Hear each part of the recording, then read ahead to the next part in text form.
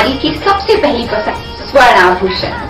और जब स्वर्ण आभूषणों की बात हो तो हमारे शहर का सबसे विश्वसनीय नाम सुभाष ज्वेलर्स, जिसे आपके प्यार और विश्वास ने बनाया है सबसे खास। खरा सोना आपके भविष्य की जमा पूंजी। खरा सोना मतलब सुभाष ज्वेलर्स का सोना। एक बार फिर हम तैयार हैं आधुनिकतम और सबसे नए स्वर्ण एवं डायमंड ज्वेलरी के साथ। और हमारा पता है सुभाष ज्वेलर्स, छोटा सराफा, श्री गणेश मंदिर के आगे। माथा तो टेकना ही था, आशीर्वाद तो लेना ही था।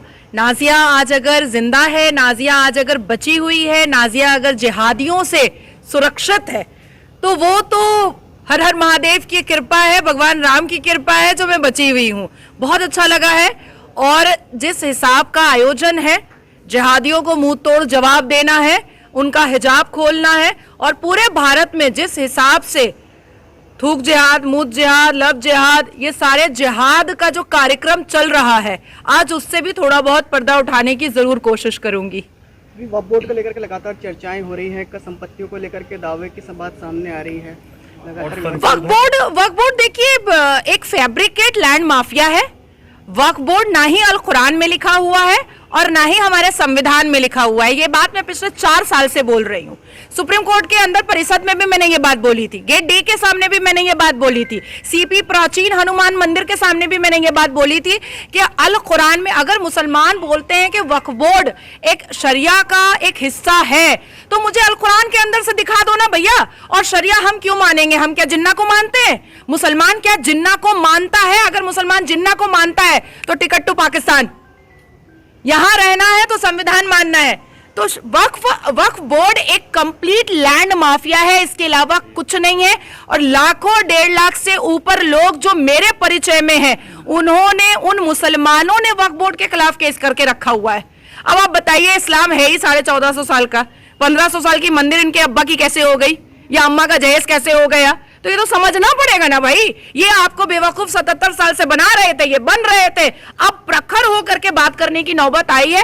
वक्फ बोर्ड में संशोधन की जरूरत नहीं है, मैं फिर बोल रही हूं, वक्फ बोर्ड में संशोधन की जरूरत नहीं है। वक्फ बोर्ड को वैनिश करने की जरूरत है, इरेज करने की जरूरत है। और सनातन बोर्ड को मैं समर्थन कल भी की हूं, सारे नेशनल न्यूज पे मैंने किया है, सनातन बोर्ड बनना चाहिए। क्योंकि देखिए, चर्च जो है वो पादरी चला रहे हैं, गुरुद्वारा है वो सिख चला रहे हैं, उसके बाद यहूदियों का जो स्थान है वो चला रहे हैं, मज़ार है, मदरसा है, मस्जिद है, इमामबाड़ा है, ईदगाह है, वो सारे जो है वो मुसलमान चला रहे हैं। आखिर ये जो एकड़ एकड़ जमीन है, जो चढ़ावा है, जो प्रसाद का है, जो दान दक्षिणा है, उसका हिसाब सरकार क्यों रखेगी? ये पार्शलिटी क्यों होनी चाहिए? ये पार्शलिटी सिर्फ सनातनियों के साथ, सबसे बड़ी मेजॉरिटी ये सनातनी है और उन्हीं के साथ पार्शलिटी, तो ये और बर्दाश्त नहीं किया जाएगा।